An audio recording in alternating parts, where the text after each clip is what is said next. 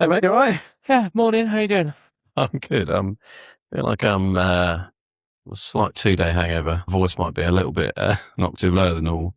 It's normally pretty low. Yeah, the first weekend of a sort of 2 week 40th birthday extravaganza. So 48th birthday. 48th birthday. Yeah.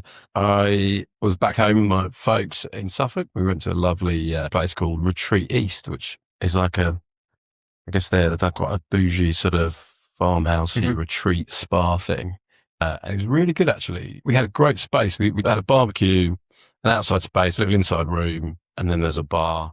Oh, Private what? Like bar. you'd like hired a bit of space? Yeah, they did the barbecue and the food was great. It's very casual. And I guess it was a really good way of doing it. The kids running around, which probably wasn't ideal for some of the guests having a nice, relaxing spa experience. But it made me really think about how we do our spaces if people want to do events and bookings, and actually how difficult it is. I think you've spoken about this before, how difficult it is to get the space that you want for an Mhm. event that's a bit flexible and where you can do a casual food and drink experience and it's not too locked down. And it was really great. Lovely location. Yeah, it was cool. Good food, good wine. 2 day hangover. Yes. Yeah. A fair few cocktails and a little bit of a hangover to go with it. But it's all right because I'm in what I call the tunnel of birthday immunity, which apparently doesn't exist, other people have said. For somebody who said last week on the episode that you don't celebrate your birthday, to have a phrase such as that. Yeah, this is a new thing I've created. So whatever I do this week, however badly I perform or otherwise, I get birthday immunity. So Oh, I see. I'll be back on it probably from following Monday. Oh, I see. Lovely. Okay, cool. What's on the slate today? Big news is we've got a new Prime Minister. Yep. Number 7 in 10 years. And I guess it's all felt really strange. We've talked a bit about how odd the piece of political theatre around it was. And yeah, I obviously had a lovely experience just having a good time away from everything at the weekend. But then I caught up with everything on sort of Sunday night, Monday morning. And yeah, it's just felt quite relaxed, quite steady. Cabinet's been announced. Healy's the new Chancellor.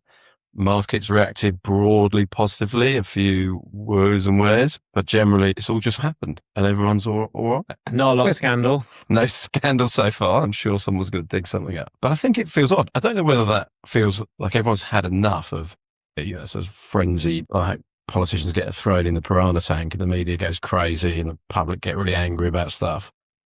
And it's an incredibly difficult environment to do anything long term or operate in or just breathe and just have any sort of sensible debate out there. But it doesn't feel like that. It feels like everyone's taken this one with a bit of like, right, we need to all calm down here and actually just try and run this country properly. Do you think it's anything to do with like the people or I don't know, attitudes or methods? Is it just that we've got a slightly more grown up group of people here, or it's just really hard to say, isn't it? I think there's probably a bit of fatigue with the change, yeah, and then a bit of knowing. So a little bit of, okay, we know what this looks like. Here we go again. And is this the new norm for politics? Every 2 years, someone else gets a chance. Their team come in, have a crack, get ripped apart, pulled down. It's either an election or a coup, and we just go through a cycle again. I think in the background of it all, anyone who's not been extremely emotional, get whipped up with divisive single-ish things like flags and cameras and cyclists and nonsense things. And to some extent, immigration is a huge topic there, but to some extent, that's a little bit of a misnomer and distraction as well when it comes to the core massive problems with welfare budget and structural challenges in the economy and lack of growth and all this stuff. It does feel like maybe people are just fatigued with all that and everyone's ready for someone to try and do something proper. Think we're ready to give someone the time to do that? We will see. But obviously we're in hospitality, as we've been talking about. Everyone was quite excited about some of the positive noises. I'm not sure. We'll find out. The proof of the pudding's in the eating. We shall see what happens now. But there's been some more positive noises around rates and look again at a little bit of relief there or reform there. But everyone's gone mysteriously silent on the thing that would really make an impact in the industry and potentially the broader economy, which is VAT, dropping VAT. So I guess we'll talk about that in a little bit. But from your side, Upstart ran a look at the budget you can do another one of those. Has anyone said anything to you from your side? And No, to be honest, I'm actually starting to plan that event every year and every budget. Actually, we've run a really great event with William Stanley and Co. and Alison, who we've just interviewed, looking at, I guess, what has actually been announced in the budget and how that impacts hospitality industry and what you should be doing as an operator to, I guess, react to and take advantage of anything that you could be taking advantage of financially from the budget announcement. So we will be running that same event. I'm trying to reduce the time. So every time we've run it, I've got nearer to when the budget's been announced. yeah. So this time I'm planning with Tom and Alison that we'll run it the morning after in order to really maximize the value. Yeah. Because I guess one of the things about this is everyone will write a blog post about it. Everyone will write an article, but it'll be 2-3 weeks down the line. Yeah. And actually Q4 is budgeting time for a lot of businesses. Yeah. Yeah. So actually getting the information out there quickly is super important. So we're going to be running it again in October or November, unless we get a flash mini budget thing. Yeah. And we'll probably for the first time run 2 events. We'll run a larger event for anyone in the hospitality industry who wants to come and listen. And then we'll run a senior leaders briefing as well. And actually I had the idea this morning, Tom, that we'll get Tom Stanley on the podcast. Yeah. And we'll record an episode of the same information as well, which I think would be really cool. Yeah, and I think gone are the times when, as a small operator, like in our business, we are just constantly managing cash flow and our position and looking ahead and worrying about, the past few years, really been worrying about the impact. We constantly have to find 20 grand every year to offset. But also making loads of hedges and bets. I'm going to fix my energy now or not, or should I? What do I do? And I think often what happens is you haven't got access to, maybe like an FD on tap at the moment. Absolutely not. You're looking at him. Whereas I guess one of the things that I think is valuable from events like this is Tom is there with 100 hospitality businesses that he's responsible for. He can give a really well-rounded view of what should you be thinking about with your utilities now, 6 months time and longer term. And I guess that's the value we're trying to bring here is giving people access to stuff they wouldn't normally have access to. It has been a nightmare. Like the kids' VAT thing that's coming in is complete nonsense. I think there's an article in The Guardian about it.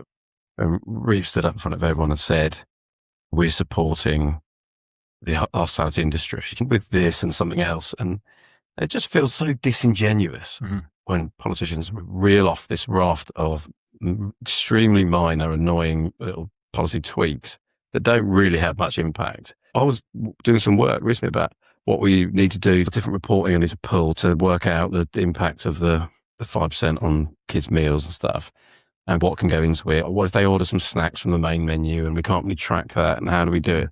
And you just go, the time that I need to put it in, I can just pull a fairly simple report that says, these are the kids' meals over this time, worth this much, whatever. And we'll probably do that and benefit to the tune of about 100 quid. But that's the thing. There'll be thousands of operators who don't bother. I don't think it's anywhere near enough of a measure other than it's a great soundbite in the news. And it feels, a week or two. Yeah, it just feels like someone's been a policy think tank, have come up with something to have the maximum impact on a salami slice of the sector of the voting population that they've worked out they need to target, families with kids or whatever, that are on the fence or in time for Tories summer. who might be voting Labour, in time for summer, try and have this impact and do something, and not really consulted the industry. And then all of the industry bodies, the big trade bodies, have to turn around and say, oh, great, thanks, nice one.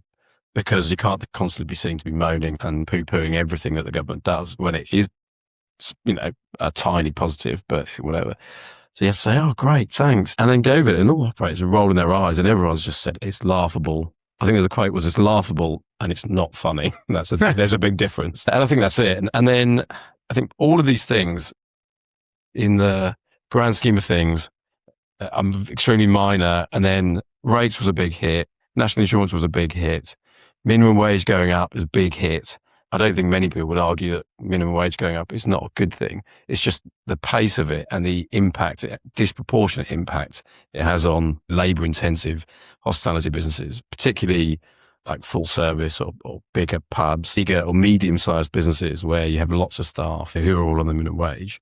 The bulk of your staff is probably in that field. And then national insurance and all that stuff has doubled down on that impact. So you're constantly having to find 15, 20 grand just to offset that. Yeah. Which is now, depending on your margins, it's like 100, 120, 150k of sales. It's why you read results like the Turtle Bay ones we talked about last week, where on, what was it, 70 million of sales, they're doing 0.3% EBITDA. And it's not the only reason. No. But it is well documented by people across the industry. It is now probably harder than ever. And then it's maybe coming back to the VAT carrot. Yeah. So I guess within all of this, I think maybe the frustration around these things was being offset by this murmur, rumour that the Burnham train's coming to town. He's left Manchester. He's arrived in, was it King's Cross it comes into? Euston. And he's bringing a potential VAT cut with him, which was kind of, I think, on the more fanciful edge of things. Anyway, and really all the talk now has suddenly turned to rates reviews, which are a 20% cut, which in itself would be good. That's a more substantial move than anyone's done. However, the worrying thing from my perspective is that I'll again be seen as, wow, we're doing so much to support you. I know our rates went up by 140%.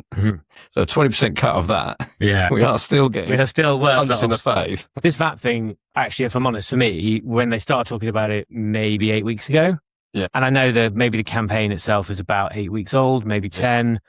I'd maybe been hearing rumours and rumblings for a few months before that. Yeah. Where has this conversation come from? For people that don't know, VAT in hospitality, like, how do we compare? What's the market of VAT? So I think the broad picture on it is there's a focus campaign that has been backed, really spearheaded by Tom Kerridge, but lots of other people, lots of companies big companies got involved as well. So sort of slowly we've unified around this idea that VAT is the solution. And then on the other hand, there's particularly one paper written by Tax Policy Associates that I talked about a few weeks ago, but the TPA, which I think when I spoke to people, a guy called Dan Needle, who's quite vocal on social media and quite well known, and he chews up all the politicians when they're arguing about I didn't know I had to pay 30 million of tax. I just didn't know.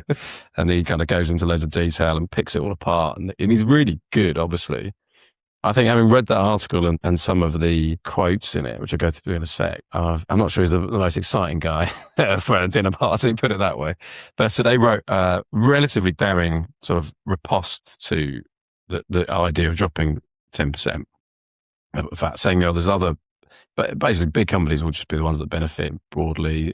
Micro companies won't. There's not many micro companies, I think, in hospitality, like substantially. Because I'd say you're almost in a different sector if you're not taking. Is a micro company someone not taking more than?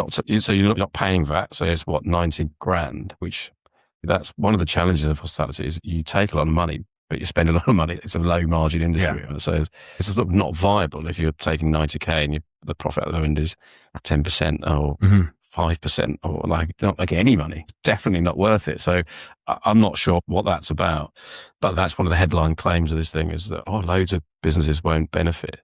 But I think that's really missing the broad point of it. And I guess fundamentally, one of the sort of key takeaways is that you could do other things to target the industry or just let the industry fail because you could try and target growth in the economy in a different way. I think that article really fundamentally misses the point of hospitality about how important it is to social spaces, to building communities, bringing people together. It's just what we do. Yeah. As started off to my birthday, every single option for what we could do around my birthday was a hospitality or, it's not hospitality, leisure, wellness, whatever you want to call it. It's all in the sector. Yeah. It is just what people do to celebrate, commiserate, come together. And I guess because of that, is that why lots of other countries do pay lower VAT equivalents? Well, is that? Yeah. So the article brings an example from Ireland that has currently got 9%, I think, per hospitality. It was 30.5, it was dropped to 9. And much of Europe is around 10%. I think the average is 12.3. France, Spain, Italy, I think are 10. Are they lower because people recognise that it is I don't know whether it's is it seen as a more challenging industry or just more important? Yeah, I think it's because they're more core to their culture and the society. I don't know exactly. One of the interesting bits around this article was the idea that the UK's got a really narrow VAT base. Mhm. So the sort of VAT on total consumption, whatever is, I think is tax on total consumption is something like 43%. Versus New Zealand at the top of like 83%. So his argument, or the TPA's argument, is that what you should do is broaden the tax base to loads of these things that are exempt So have in the fewer market. things that are zero. Yeah, and then lower the overall. So don't target one industry, but maybe have it at 17.5, obviously what it used to be, but bring in all these weird exceptions like kids' clothes and things. There's all this stuff out there that's zero rated. He said the UK's got a very complicated VAT platform. And I think the average for OECD countries is like 54%, and we're at 43. So we're relatively low. You've got Japan and Korea and New Zealand at the top that are thinking the sort of high 70s, 80s. So that's an interesting idea. It doesn't really get talked about broadening out VAT. And so he argues that he would be narrowing the VAT base. And I kind of understand those broad economic arguments. I do think, and I feel the core of this argument and core of bringing hospitality into focus is that we're getting hammered with lots of these different taxes.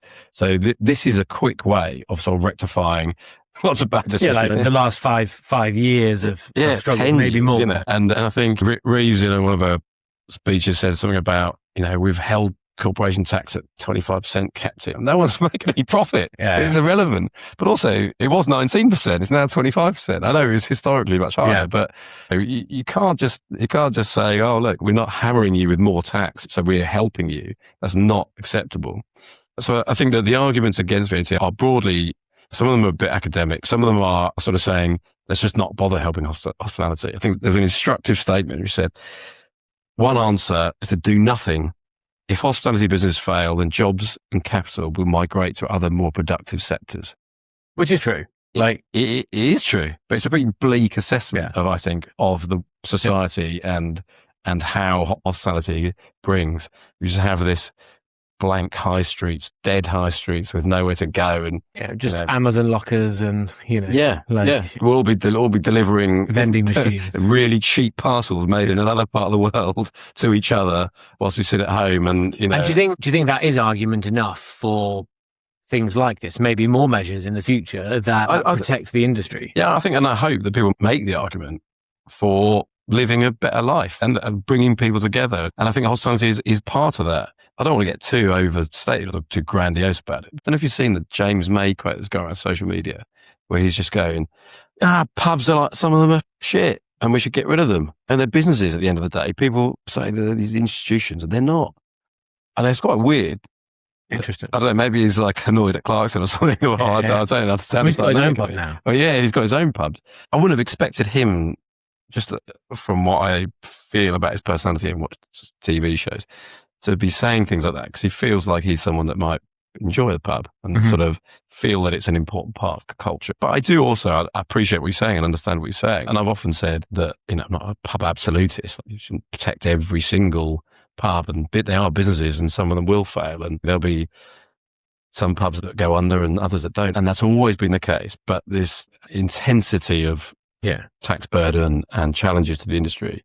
But it feels like a bit of a difficult place. I think one of the stats was that 1 in 6 businesses in hospitality are fearing failure within the year. Yeah, and not making money. That's more than just the really bad ones not surviving. There are some really good, depends on what measure you use, but I guess there's some really good businesses that were top line was fine, and they've failed and had to go under because either the people running it just thought it's not worth it anymore. And I could earn more money somewhere else. But the intensity of it and the pressure and the stress is just not worth it. And that's a sad place to be. I think you do get that. I can think of a couple of owner operators that I've met over the years who have now wound up their businesses. And I guess a lot of the reason was if you work for a big company, you're sort of trained and conditioned to lead with commerciality. Yeah. And actually that's not maybe your reason for getting into the industry, but it's definitely part of your training and upbringing. Whereas if you start a restaurant because you fundamentally believe in hospitality, I think there's a point where it just gets too hard to be in love with it anymore. And it's part of the reason why the industry is wicked. It's because there's really creative, weird people out there who come up with an idea and think this would be a great thing to do and people would enjoy this. and I want to share this with people. And they were like hosting people in a mad space, in a great music, great drinks, food, whatever. And people go and enjoy it and come together and say, wow, what a great experience that was. It's what we do when we go on holidays, how you experience other places. It's how we see the world, I think, through the hospitality of different cultures. And if you just reduce it to this relentless like commerciality and treat it like a really bland kind of a monotone sector, then it almost becomes all about like the grab and goification of like we just need things that we need and we don't need anything else, and churn out some high margin products they got a conveyor belt, and you know, straight into the mouth. Freeze dry it all so it lasts forever. And I don't know, it's quite a bleak assessment, and not taking into account anything other than pure none of the argument. Like, social and cultural aspects of hospitality on the not only the economy but on society. Yeah, and so I guess to round that bit off, the sort of case against that has been quoted and picked up by lots of people who then argue against it. The low end assessment is that dropping by 10% would be about 10.5 billion. The top end would be 15 billion. If there was loads of bleed around, they call it the Jaffa cake effect of what actually counts. What actually counts, and there'd be grey areas, and there'd be people suddenly with little cafe forecourts on petrol stations and things, so they can sell half their stuff as hospitality. Either design the policy properly and tightly, don't create loopholes. Well, that is going to happen, isn't it? It happens all the time in the industry. So. I don't know if you know, but how big a problem is 10 billion? 10 to 15 billion sounds like a lot to me. I think to put it in context, I was listening to a commentary on what John Healey might have to do to fund defence properly. I think Healey's appointment is not great for hospitality, because I don't think he's former defence minister has probably got slightly more pressing concerns, or in his view, defence of the realm and modern security challenges in today's global world feel a lot more serious than giving, hospitality 10%. 1 in 6 hospitality businesses fearing closure in a year. Yeah. Well, there'll still be 5 and 6 out there for a pint after stressing about the budget. But I think he doesn't seem like he's particularly interested in it. However, I say that without much evidence around it, but he wants to fund defence properly, as he was arguing when he resigned as a defence minister. Seems like an age ago, but it was only about 2 months ago.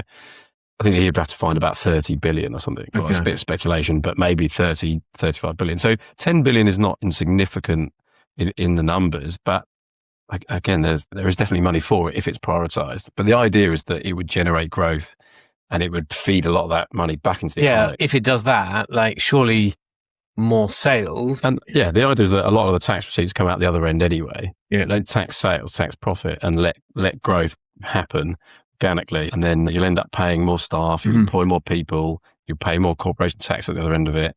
There are obviously cyclical benefits of dropping it and creating growth, but everyone's talking about growth but doing nothing around. What happens if we get any VAT reduction, right? Someone was telling me yesterday they bought a pint of beer, nice, not your everyday lager, but topping £9 now, and that was obviously like a premium product. But are we going to see prices drop? What do you think? So this is another argument that people make around why you shouldn't do it, as if the only reason for helping out businesses would be to drop prices directly to the consumer. That is a good reason, or something that might come if you did, but I think that fails to understand the relentless increase in pricing. The energy is the problem. And obviously, Centrica have posted monster profits for 20 years. There's always a 1.8 billion. Ultimately, energy and the cost of people. And it's not like everyone's suffering equally, but like the energy crisis has been enormously impactful on to increased prices. So a lot of people don't understand or realise or accept that a lot of the cost of your pint is just paying the bills to keep the lights on. And I don't remember what the stat is, but what is the average profit on a pint? It's pence, isn't it? Single digit pence or something. However, you work it out, but it's like 15p, 12p, 15p or something. But the idea that it wouldn't all go into price is just a bit of a red herring, because no, it wouldn't. We wouldn't drop our prices significantly. We might hold them and let things catch up a bit. But salaries have increased recently and quite quickly, so there is a bit of a balancing act there. But the inflation in supply chain, that driven by energy and other reasons, obviously Brexit before that, all sorts of stuff, is our supply chains in lots of industries, not just hospitality. But that has meant that your cost base for just doing business is so high. The idea of reducing VAT to 10 isn't just get prices back to a point. It's about releasing some capital in the business so that you can invest in things. in the TPA article, they talked about Ireland. They used it as an example of, oh, well, this is why it wouldn't be good. But they said when they did the change to 13.5 to 9, there was a 50% flow through in price. I thought that's pretty good. Yeah, I would That's not have decent. expected. Industry that is under so much pressure, where companies are out there taking 70, 80 million top line and almost nothing bottom line. And that's one extreme example. Yeah, but even if you imagine it was taking after the very bottom line, they could be taking 5% or less. And there'll be a lot of businesses doing that now. Yeah. And then there's loads and loads. The industry is made up of loads and loads of SMEs that haven't got that scale, so aren't making that big money.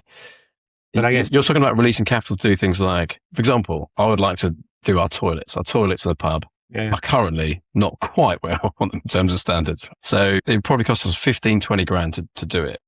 Now, if there was a VAT drop, that would be something that we could do. We could probably bank that over a couple of quarter returns, and then we could do that next year or the end of this year. And with the benefit there being trading for the next few years, like investment, paying that money into other suppliers. As multiple suppliers get paid, and versus not doing it. Yeah, and our guests have a much better experience that hopefully means they come back more versus, Surely, like, it's the same argument for bigger companies. Like, why would it be a problem if McDonald's banks something, I think it's 400 million? Why is that a problem? They'll probably put a huge chunk of that into developing new technologies, developing new formats, opening more stores, whatever it is they do to invest. Like, Mitchells and Butler, we both started our career there. They will probably bank hundreds of millions of pounds. Yeah. But I imagine what they'll do is they'll commence a big refurb program, or they'll open a new format, or they'll do a load more conversions. They'll do something that will add value, create jobs, and pay it forward. Yeah. Well, you and I worked in that company, and we know that the reality of that, however big the overall company is, the reality of the businesses on the ground is they're very local businesses. They're embedded in their community, and they employ local people. And quite a lot of them, there will be some national contracts that create efficiency and all this stuff, but also, so many different industries are benefiting from that. As we know, you've been in rooms fighting for more budget for investments and this, that, and the other. When the money's there, it does get spent. Yeah, and it's 100%. Right. We're going on a big refurb program. We're going to do this. We're going to do that. And that is growth in the economy. Do you think the potential VAT cut, I'm not going to talk about it in anything more than anything concrete, that would be bad. Is that a bigger impact? I think the answer is yes, over like reversing some of those national insurance things, holding minimum wage for a year. Does that have a better impact? There is a sliding scale, right? And I think the example that these guys use in their article, that a small business that is doing 600 odd K a year would benefit by about to the tune of about 45, 50K from the VAT. Well, there's a load of assumptions built into that, but whatever. Let's say that's about right. And the impact of all the national insurance and stuff, assuming like 10 people employed, 12 people employed, something like this, was about 25K last year. So there's like a net 15K benefit to VAT. So even if you reversed all of that. So VAT is the thing that will help the most. I do think that there is like a long-term view that it would then create a really like attractive industry for loads of people to then pile into, which would then make it harder, more competitive, and more people would go out of business anyway. A more competitive, thriving industry is better for everyone. Yeah. Much better for consumers. Prices will go down naturally, and there'll be better places. So I don't buy that. And I think saying a bit of cash in the industry will make it all good again. Versus 5 years of getting absolutely hammered and basically really restricting investment in the industry. That's not really an argument, is it? That'll level off when it levels off in the future. But let's not worry about things being better. Yeah, the rates thing is the thing that everyone's focused on. Yeah. Because I think that's an easier, more palatable political argument, because everyone is saying we're going to do something around rates. All the parties have said it. No one wants to do the work because you're going to have to tax internet companies, non-bricks and mortar companies. No one's really done that. It's going to be a big thing, and there'll be a massive outcry. Potentially there'll be loads of evasion and different things that are like quite difficult to implement. No one probably wants to spend the time doing it. Yeah. So that will be what they'll talk about again. Reeves said, we're going to look to do business rates as if that's something that as on her list of things she's done for hospitality. It's like, you haven't done There's a lot of things that I look to do that never make it onto the list. I should probably know this, but like they're talking about this theoretical 10% cut as a permanent change or as a temporary change. I don't know. And I think everything's on the table, isn't it? Who knows what's going on behind closed doors? Because in some ways, would a temporary change almost be worse? I think you'd feel that life's not fair, right? Business definitely isn't fair. I think that you work hard and you put the graft in and you do the right things and you get a reward out the other end. It doesn't always work like that, because if they made a change now, there'd be people who went through an insolvency 6 months ago or got out a year ago who will be kicking themselves because they might have survived, they might have got through it, they might have been able to do the thing that, would have sorted them out. That's always going to be the case, isn't it? There's never a perfect moment to do everything. No. And I think they've been trailing this for a while. Burnham's been talking about it, but it's a really good program with Armando. He talks about like the dives into the language of politics and like goes into loads of detail about these strange phrases that politicians come up with. And I think when you go back and actually look at the language of what's being said now, that they're saying things like, "Oh, we said we'd look at that. We are broadly behind the idea of this." Yeah, but that doesn't mean anything. And that's moved a notch on the ladder the wrong way in the last few weeks. Yeah. So the last sort of day or so, there's been also journalists saying, people asking, "What about this? What about that?" And all the spokesmen have obviously been briefed to say, "Don't say anything about 10%, make positive, don't commit to it." I'm not holding any hope. I don't think it's going to happen. And that does all of a sudden mean that not all of a sudden, because I guess anyone who was banking on that would be a fool, but all of a sudden you do think, okay, right, so what is going to happen and what do we need to do? What's the likelihood of any support coming? Yeah. And really, Ben and I, we just operate on the basis that we're never going to get anything. Yeah. It's only going to get worse. What does that look like? How do we protect ourselves? How do we protect the business? But unfortunately, what that does mean is... You're not doing the toilets. We're not doing the toilets. Sorry, guys. Is it likely? Is it more likely? I guess the answer is yes, it's a little bit more likely that it might not be 10% VAT cut. It could be 5, could be 7.5. Yeah, could be anything, right? Anything's better than nothing. But I think right now things have got to such a crisis point that something substantial needs to happen, something deep, long-term, substantial and broad-based. Yeah. And that is linked to like structural problems in the economy that mean that we're not really growing. There's loads of challenges around people out of work, ballooning welfare budget and problems finding the right workforce and all that sort of stuff. And it's not easy. The cost of debt and borrowing and attracting investment into the country and all that stuff. It's like and defence spending has to increase the geopolitics of the world at the moment. That all of that creates a very difficult environment to say, yeah, have some of this, have some of that. Someone has to be bold. Otherwise they're getting minced up in the same meat grinder as the last lot. As of right now, as of the time of recording, we haven't heard very much from Andy or John yet. No. Are we expecting, we'll try and get this released literally in the next few days? But I thought you said, are we expecting a call? Are we expecting a call? Actually, over here we have Andy and John. No, we don't. Yeah. But just announce it and say cancelled. Yeah. Yeah, that would be good. You heard it here first. Maybe in the future, Tom, a couple of years time. Who knows? There won't be a budget announcement in front of number 10. It'll be right here live in the studio. I guess we're waiting now to hear how they're going to approach setting their stall out. Yeah, I think it'll all happen in the next few weeks. I think there's a lot going on, isn't there? And also a lot of political manoeuvring. I think what Burnham's done quite well, or Labour, or whatever, is keep the sort of political shenanigans quite quiet. As what we experienced with when the Tories were in power and they were shuffling the packs, was real anger and visceral hate across the divides of the party. And it was a real mess every time, and it was the psychodrama was the word that was used. And there's been a bit of that, of course. And the factions of Labour will fight as much as the Tories, I'm sure. But there hasn't been so much focus on that. And that might be because of the noise around Farage and Binface and Clacton and Trump and various bits and wars and things going on. Or it could just be fatigue down this road. Yeah, maybe it's more the proof of the pudding will be in the eating, as you said earlier, rather than it's a new dawn. We're all super hopeful. Yeah, Let's these guys, it doesn't really matter, does it? Yeah. Let's see what they say and what they do, and that's what matters. But yeah, so yeah, that's a rather dismal. Yeah. But I guess it's an interesting one because it gets a huge amount of support at the moment. Last time I checked, it was well over 250,000. Yeah, pictures. I think people have realised this is the thing that will make a substantial difference. So you can tinker around the edges of other stuff. All it does is slightly row back on a really bad position into a really bad position. Yeah. And that's only going to stave off off-season problems, and it's not going to help growth. It's not going to help youth unemployment. It's not going to regenerate high streets. It's not going to bring people together. It's not going to enable people to use hospitality as fuel for the economy. And then all the nice knock-on things that does. And you touched on it earlier, but like hospitality, I think is going to absolutely remain like a vital part of society. The more you can read a huge amount at the moment about, obviously, the rise of tech and AI and future automation and how our lives are all about to get even easier.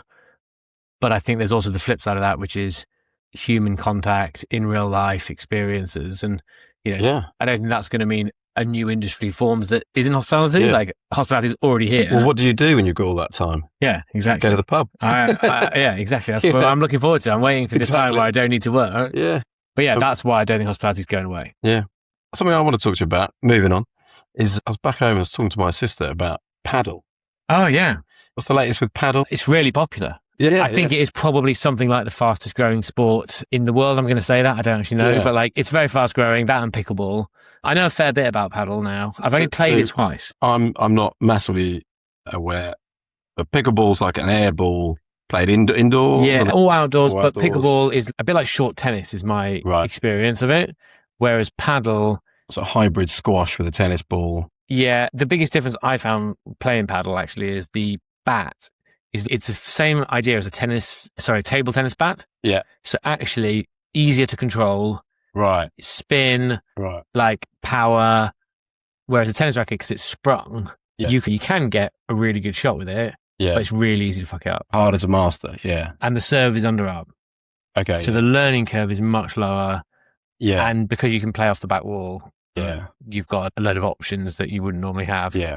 So yeah, paddle is super fun. I've done a bit of work in the paddle sphere. Like, is that what they're calling it? Oh, I don't know. No, it's paddle sphere. It's in the paddle sphere, not the paddle sphere. Yeah, like one word. But no, it's really interesting because it's this entirely new thing. Like, yes, you're getting some people are adding them to like leisure centres. They're adding them to tennis clubs. Yeah.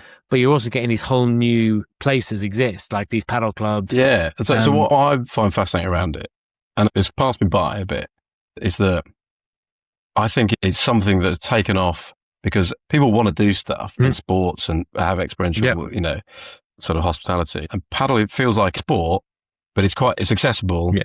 But it's also like a culture. They've nailed they've built it as like a brand that's the sport plus. It's a bit of hospitality with it. The courts and the clubs are quite accessible and very accessible. Whereas some tennis clubs maybe a bit hoity-toity. You got that sort of elitist sort of vibe. Not. So I think the biggest thing that is completely different than any sport I've ever played is, unlike a club where you have a membership, and it excludes people, the way the paddle sphere operates is there are like third-party marketplaces effectively to play paddle. Yeah, so if you and I both want to play paddle, we have one of a number of third-party apps that is where our paddle account lives. Right. So if I want to play paddle tonight, I go onto my app, I can see all the different courts, not just the ones in part of my club or the part of my club's group, all the courts. I'm ranked and I've got a profile and all that stuff. Right. I can match. All right, mate. I don't actually, but I can match up with randoms as well. Okay. And that's the difference. You're breaking down a load of barriers because if I don't know you, how am I going to play paddle with you?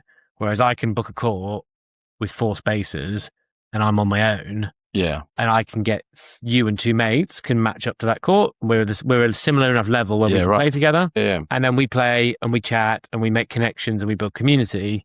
That's really interesting. So it is designed to be a social. And it's designed to be very accessible because of that slightly techie bit. You don't join one paddle club. Yeah. Most people might have ones they go to more often. Yeah. And they might join a league at a club. Yeah. But it's not the same thing as a tennis club where you join as a member and you only go to the one down the road from you. I'm super fascinated about it. The whole thing, whether it's an organic thing that's happened or something more strategic that's come together, decisions that people have made around it. But I just think so many people are here about it, not necessarily people that I would associate with playing tennis or racket sports or anything like that.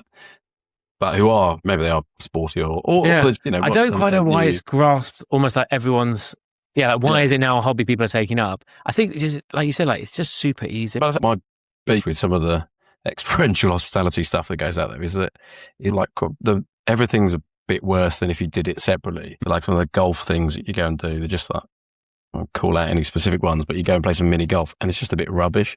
They're not very well designed and it's not that fun. So you get bored 3 holes in, you're like, it's rubbish. You go to the bar and the bar's rubbish and you think, well, we should have just gone and played golf somewhere and then gone to a good pub, good bar.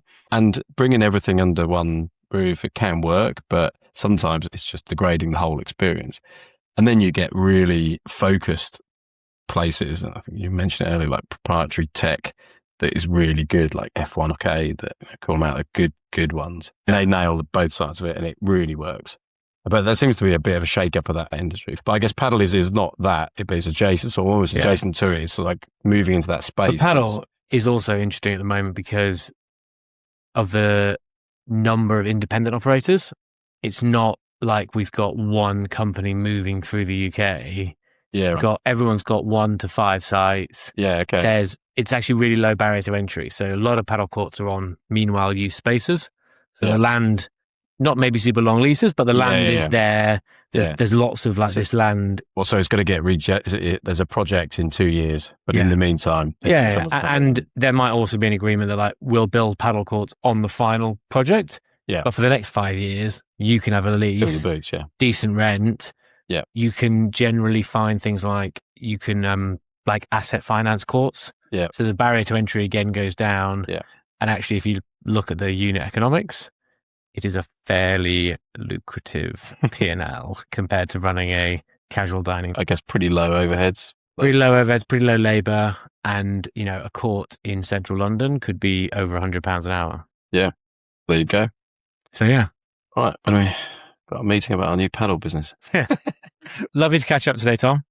Yeah, man, that was good, and we'll see what happens when we get the call from Andy or Charles. Yeah, well, let's record another chat about this when we get a bit more from the government. Yeah, and if people want some real expertise rather than just us two ranting on, join the Ops Club section. Yeah. Join us at ops-club.com. Find some events. We've got a whole host of events running through the second half of the year. Everything from a menu engineering event in September, going to be looking at a follow-up AI event, which will be a bit of a hackathon. We're doing a tour event up in Manchester, seeing some excellent Northern hospitality. Actually, Tom, maybe you should join us and we could record a Northern hospitality episode. Yeah. And then we'll be running a budget announcement briefing whenever the government announce it. So yeah, hold that thought. See you later, Tom. Cool. Thanks, mate. See you later.